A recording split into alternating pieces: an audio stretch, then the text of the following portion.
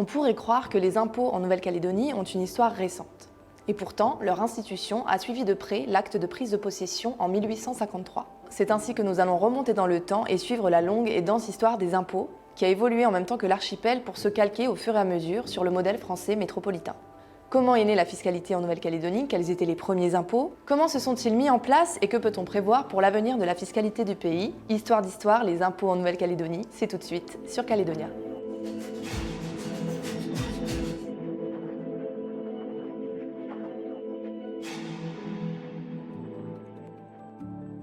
La phrase qui était presque rituelle, lorsque l'on avait parlé de la Nouvelle-Calédonie, la réponse de nos interlocuteurs, membres de la famille ou amis, c'était « Ah ben oui, la Nouvelle-Calédonie, mais c'est le pays où on ne paye pas d'impôts ». Et pourtant, ils se trompaient. Parce que certes, la Nouvelle-Calédonie ne payait pas le principal impôt sur le revenu, l'IRPP. Il a fallu attendre 1982 pour que ce soit le cas, mais elle en payait beaucoup d'autres. Et c'est pour ça que finalement, en Nouvelle-Calédonie, la fiscalité, c'est une histoire qui est ancienne. Et la Nouvelle-Calédonie est devenue une colonie française en 1853 et vite a été instauré, 1859-1860, des droits d'enregistrement et des droits de timbre pour donner justement à la colonie qui était en train de naître les moyens, on va dire, de son développement et du financement de toutes les dépenses qui commençaient à surgir. Des petites créations de routes, par exemple, quelques efforts pour essayer de trouver de l'eau. C'était vraiment des besoins rudimentaires. Il n'y avait pas encore à construire des écoles, à entretenir des routes, évidemment. Mais il n'empêche que ces charges-là, elles devaient être supportées par ceux qui allaient en bénéficier. Donc ça a été vraiment la création de la fiscalité en Nouvelle-Calédonie, voyez-vous. D'abord, les principales ressources de la colonie, ce sont les recettes qui sont liées à la vente du domaine foncier. Ensuite, viennent diverses taxes qui sont basées sur la consommation ou les importations. Donc il y a l'octroi de mer qui est perçu par la ville de Nouméa. Donc il y a une taxe qui frappe les marchandises à l'entrée du port. Et dans cette taxation sur la consommation, à partir de 1870, il y a deux taxes très importantes qui se mettent en place. C'est les droits sur les liquides consommés dans la colonie et le droit sur les tabacs importés. Et ces taxes sont importantes puisqu'elles représentent entre 10 et 20% du budget colonial dans les années 1880, mais aussi dans les années 1890. Et ce sont ces taxes qui vont remplacer les prélèvements sur le domaine foncier, en fait. Finalement, la quasi-totalité des ressources nécessaires au financement des dépenses publiques provenaient de droits de douane au sens large du terme. C'est-à-dire, en fait, on frappait les produits importés de taxes. On va appeler ça droit de douane en général, mais en fait, il y en avait beaucoup. Et c'est un impôt donc, qui est finalement quelque part facile à collecter. Il y a très peu de fraude. Et il a un rendement immédiat. C'était d'autant plus important à l'époque que finalement les autres assiettes, c'est ce sur quoi vont reposer les autres impôts, étaient très très mal connus. Par exemple, pour établir un impôt sur le revenu, il faut tout simplement connaître les revenus. Mais ça semble une évidence aujourd'hui, mais ça ne l'était pas forcément il y a encore quelques décennies, ou encore moins à la fin du 19e siècle ou au début du 20e. Les revenus étaient assez mal connus. Les dépenses sont allées de manière croissante avec l'évolution de la colonie, avec son développement. Mais les principales dépenses, c'était des dépenses pour rémunérer les fonctionnaires ou les travaux publics, d'une certaine manière. Donc c'était des dépenses qui étaient faites sous forme de soldes ou sous forme de rations en nature. Par exemple, les Kanaks et les Nésobrédés qui participaient à la construction des quais ou comme ça, ils étaient rémunérés par la ration. Et dernière dépense qui est très importante, qui apparaît à partir des années 1870 et qui représente tous les ans entre 20 et 30% du budget, c'est le subventionnement des liaisons maritimes. À partir de 1870, donc l'administration coloniale subventionne des armateurs et des négociants pour faire la liaison entre Nouméa et Sydney et autour des différents postes du tour de côte. Et ce subventionnement, il est très important, puisqu'il est à l'origine de l'économie de comptoir calédonienne. Dans le contexte de l'économie de comptoir, on observe qu'un nombre restreint d'acteurs exercent un contrôle sur l'économie, l'importation et la distribution d'un produit donné. L'objectif fondamental est de stimuler le commerce en promouvant le développement d'infrastructures locales telles que routes, voies ferrées, ports, habitations, installations d'entretien des navires et banques, conformes avec les technologies et les normes en vigueur dans le pays qui détient ce contrôle. En conséquence, les maisons de commerce et les négociants occupent une position centrale dans ce système économique. Ils sont responsables du paiement des taxes à l'entrée dans la colonie, bien que ce soit finalement la population qui en supporte le coût. Les infrastructures portuaires, les quais, les wharfs, les balisages, les sémaphores, le phare, l'entretien du phare. Tout ça, ce sont des dépenses qui sont réalisées pour le commerce et financées par la collectivité et qui représentent une part du budget de la Nouvelle-Calédonie. Et c'est intéressant en termes de ressources, c'est que pendant de nombreuses années, la Nouvelle-Calédonie n'a pas fait appel à l'emprunt. Le premier emprunt date aux alentours de 1900. Et la première raison qui pousse la Nouvelle-Calédonie à faire un emprunt, c'est de mettre en place un quai digne de ce nom, hein, le quai de Port-Moselle, pour accélérer le déchargement et le chargement des marchandises.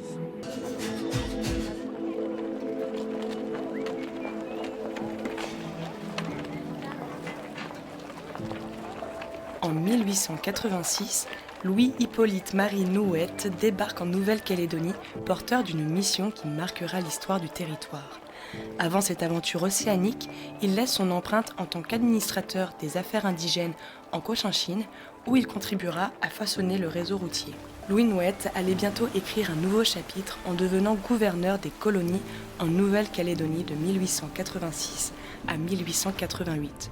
Son arrivée est accompagnée d'un projet non sans effet, l'instauration du régime de l'indigénat, un système complexe qui comprend l'impôt de capitation. L'impôt de capitation, c'est un impôt qui n'a vraiment été appliqué en Nouvelle-Calédonie qu'à partir de 1900.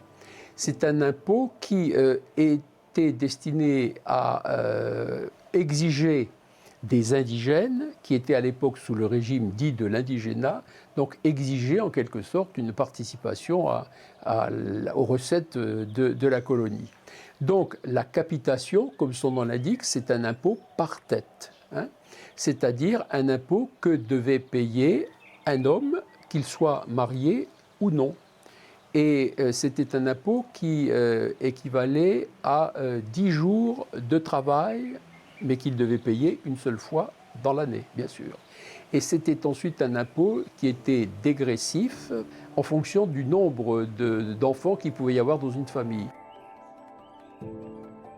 Les archives révèlent beaucoup de confusion dans la collecte de l'impôt de capitation et plusieurs épisodes de résistance sont à noter.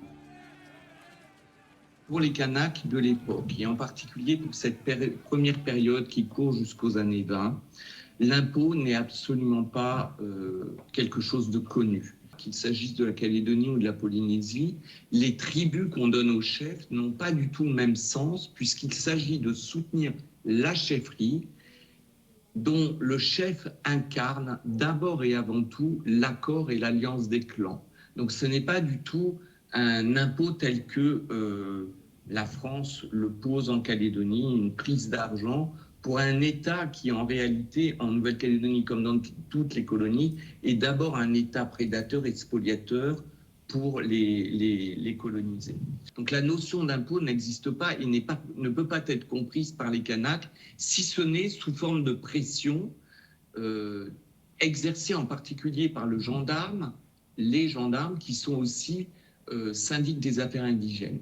Donc les gendarmes vont aller dans les tribus et interpeller les chefs pour payer l'impôt de capitation et vont rendre responsables les grands chefs, puis les petits chefs quand ils n'arrivent pas à s'en sortir avec les grands chefs, pour obtenir la somme qu'ils veulent et la mettre dans les ressources de la colonie.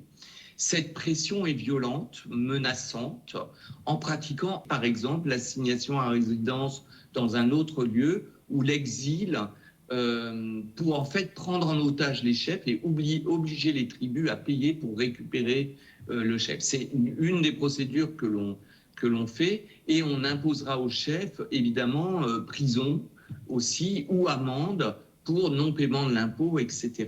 Autre difficulté pour les grands chefs et les chefs, c'est la gestion de l'argent de la capitation. Donc il y a une sorte d'accusation et de grande tension à l'intérieur des chefferies.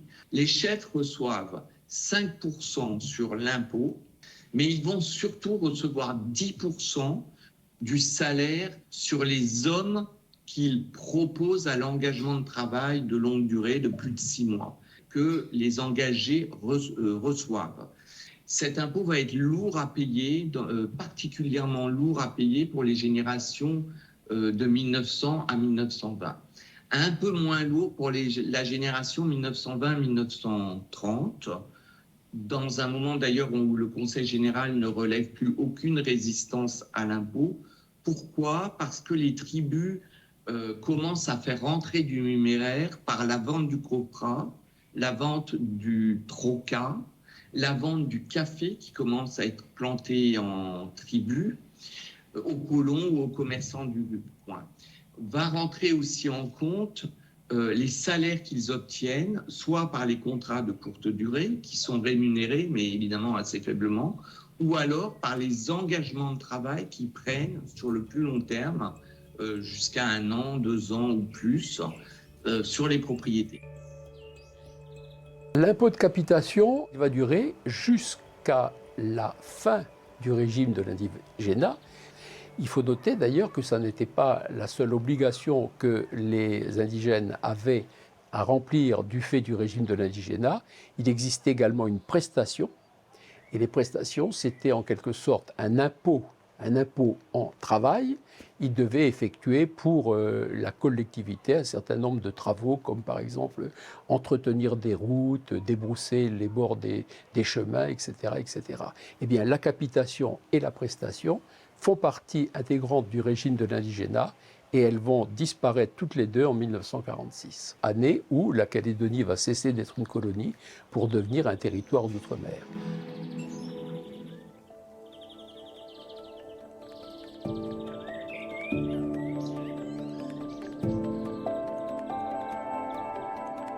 « 1900, ça va être une année importante dans l'histoire fiscale de la Nouvelle-Calédonie, parce qu'à ce moment-là, la Nouvelle-Calédonie va être dotée de ce que l'on appelle l'autonomie fiscale.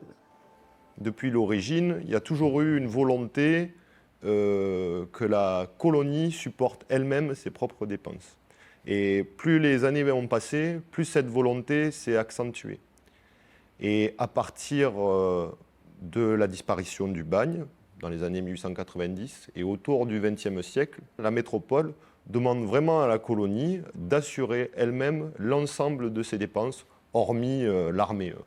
En fait, depuis 1885, la Nouvelle-Calédonie avait été dotée d'une assemblée représentative que l'on appelait le Conseil général, qui est l'ancêtre de ce qui a été ensuite l'Assemblée territoriale, puis le Congrès du territoire, et aujourd'hui c'est le Congrès de la Nouvelle-Calédonie.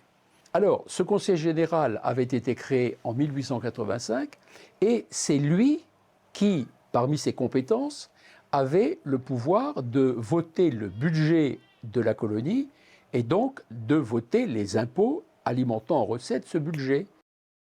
C'est la bourgeoisie au XIXe siècle et au début du XXe siècle, et peut-être même encore aujourd'hui d'ailleurs, qui fixe les règles de la fiscalité, puisque c'est elle qui détient le pouvoir.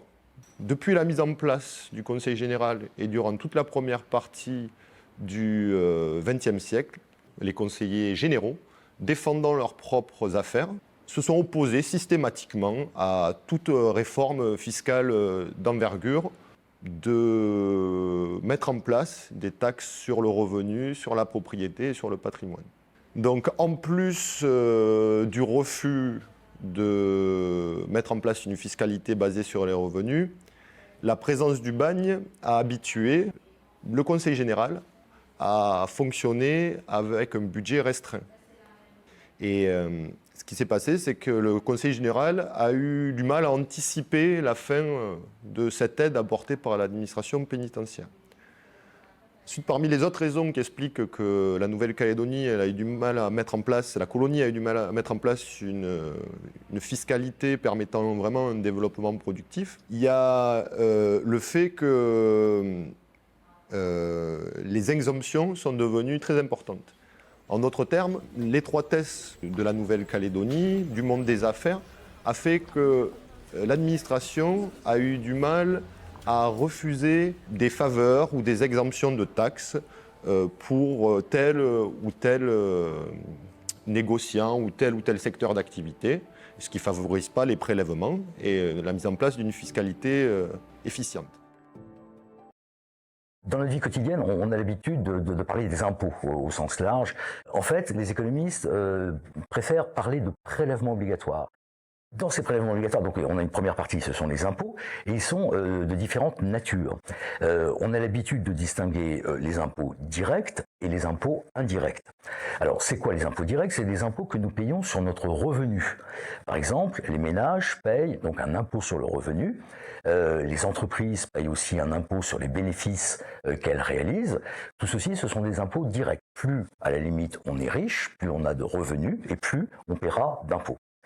Ça, c'est la première catégorie d'impôts. La seconde catégorie d'impôts, qu'on appelle les impôts indirects, il ne s'agit plus du tout de revenus.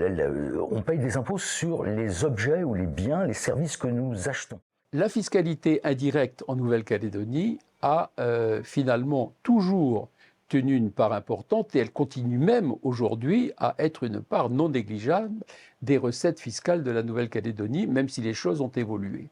Il faut dire que pendant très très longtemps, on va dire du début de la création des impôts en Calédonie jusque le milieu des années 70 à peu près, c'est-à-dire jusqu'en 1975, la part de la fiscalité indirecte représentait à peu près 75% des recettes de la Nouvelle-Calédonie. Et à l'intérieur de cette fiscalité indirecte, une taxe qui n'existe plus aujourd'hui, mais qui a été très très longtemps le principal moyen de capter de la fiscalité pour alimenter le budget, c'était la fameuse TGI, la taxe générale à l'importation. Mais il y avait tout de même d'autres impôts, directs ou indirects, qui avaient été créés déjà dans la période où les impôts indirects dominaient.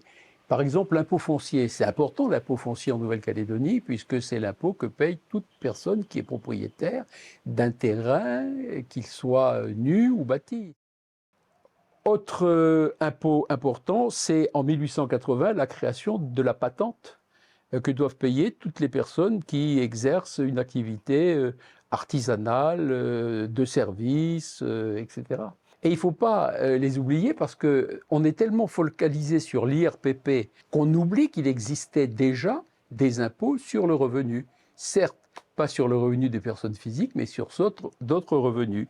Par exemple, il y a eu la création de ce qu'on appelle le l'IRCDC, l'impôt sur le revenu des créances, et puis également l'IRVM, l'impôt sur le revenu des valeurs mobilières. Comme leur nom l'indique, il s'agit bien d'impôts sur le revenu. Les mêmes impôts ont fonctionné jusqu'au boom du nickel. C'est un système très simple. On taxe les importations, on taxe les exportations de nickel. Voilà. Et on y ajoute les droits d'enregistrement, contribution foncière, contribution des patentes. C'est un système très simple qui fonctionnait bien. C'était pour le contribuable l'Eldorado fiscal. Surtout quand est arrivé le boom du nickel. On n'avait sûrement pas besoin d'impôts nouveaux. L'argent a flué sur la Nouvelle-Calédonie.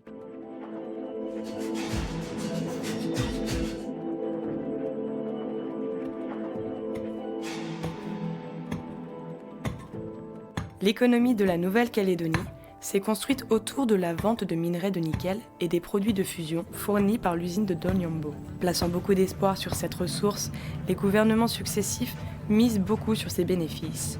Situé à l'extrémité sud de la Mélanésie et n'atteignant pas les 100 000 habitants en 1965, le territoire profite longtemps de ces gisements de nickel sans développer suffisamment le reste. C'est dans ce contexte étroit, voire confiné, que se déroule le boom du nickel. Donc, boom du nickel 69-72, les cours du nickel s'effondrent, 73 commence la crise, donc beaucoup moins de recettes fiscales. Il fallait trouver quelque chose. Et l'État a dit, bon, ben écoutez, il n'y a pas d'autre solution que de prévoir ce qui existe dans le monde entier, c'est un impôt sur les bénéfices. On va avoir l'idée de taxer d'abord des entreprises. Alors, ça a commencé par exemple par la fiscalité des usines métallurgiques du nickel. Mais comme il n'y en avait qu'une seule, c'était donc essentiellement l'usine de la SLN à Dognan-Beau et ses activités qui étaient visées. Donc c'était un impôt sur le bénéfice de cette société.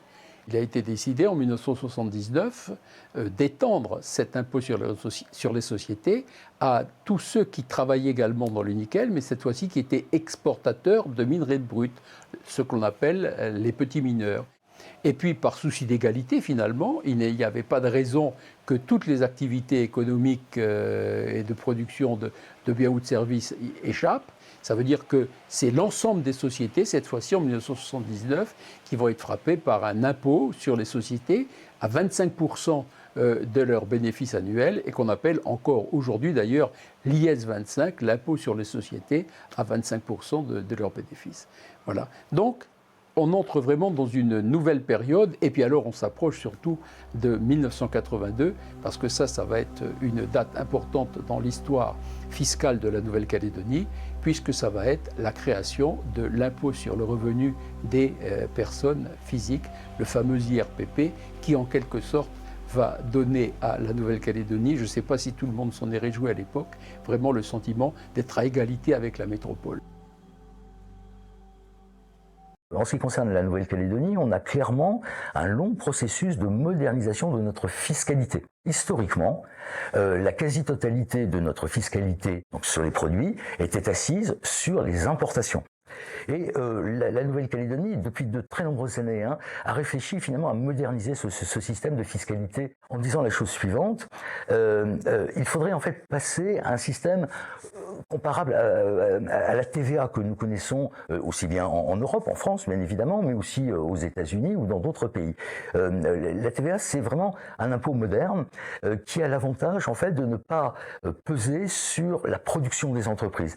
La TVA, ou la TGC pour nous, elle est complètement neutre. Et donc en fait, on a engagé ce chantier. Il a été long puisque en fait il n'a débouché qu'en 2016, donc il y a seulement quelques années.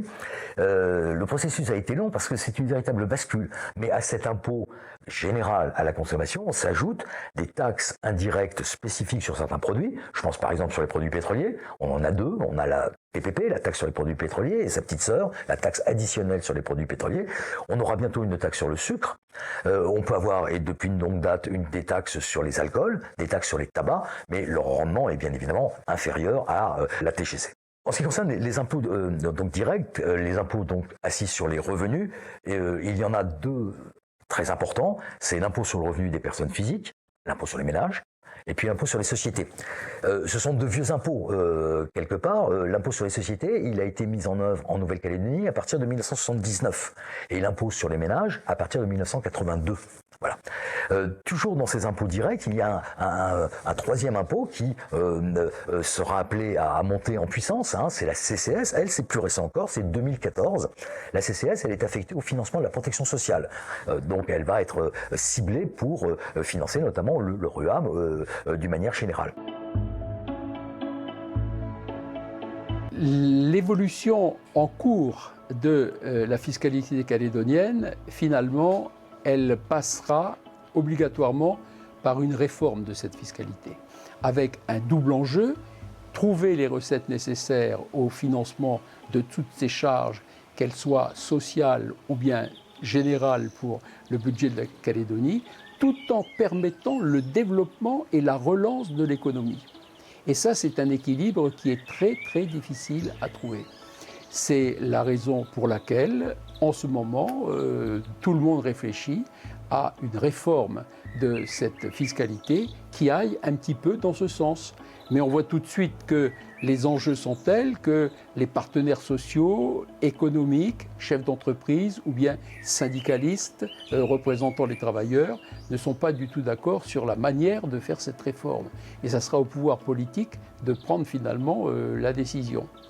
La seule chose qui finalement, voyez-vous, peut permettre de conclure, eh bien, c'est que l'histoire de la Calédonie en matière fiscale, on avait dit que c'était une histoire ancienne, mais c'est en même temps une histoire qui a de l'avenir.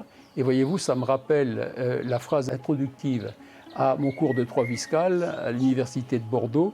Le professeur Jean Catelino, qui était un grand fiscaliste, eh bien, commençait son cours de première heure de cours de droit fiscal par cette phrase que j'ai retenue. Il y a deux choses dont l'homme est sûr, il va mourir et il va devoir payer des impôts.